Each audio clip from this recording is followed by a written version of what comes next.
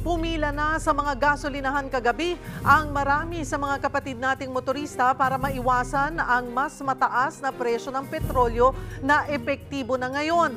Madaragdagan pa ang oil price hike sa darating na Huwebes. Para bigyan ng mukha ang balita, Mobile Journal, Ivan Tarinque.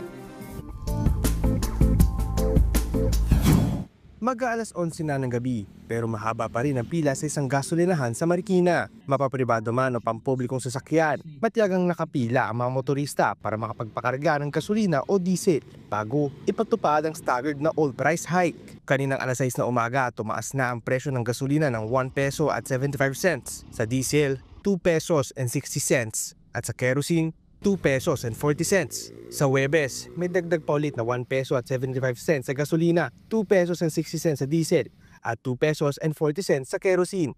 They appeal to the patriotic side of our oil company. Willing naman sila. They expect their willingness to do the staggering of the implementation of the oil price. Ang ilang tsuper ng pampasaherong sasakyan, napapailing na lang sa bigat ng gastos.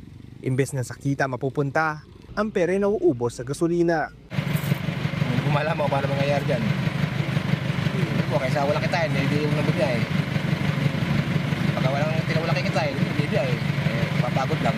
Iba't ibang diskarte ang susubukan ng mga driver para makatipid. Ang iba, nagtitipid sa pag-abak ng silinyador. Samantalang iba, araw-araw nang nagfu-full tank para di masyadong maramdaman ang biglaang pagtaas. Ay, full tank to. Aking full tank yan. Hindi, para pambukas. Baka magbukas ulit, baka may tumaas ulit baga bukas ulit. Pila-pila na lang. Dati lagare, pila-pila na lang para medyo makatipid. Sa gitna ng patuloy na global na tensyon at sunod-sunod na pagtaas ng presyo ng langis, wala mo na magagawa ang mga motorista kundi umasa na balang araw, bababa rin ang presyo ng mga ito.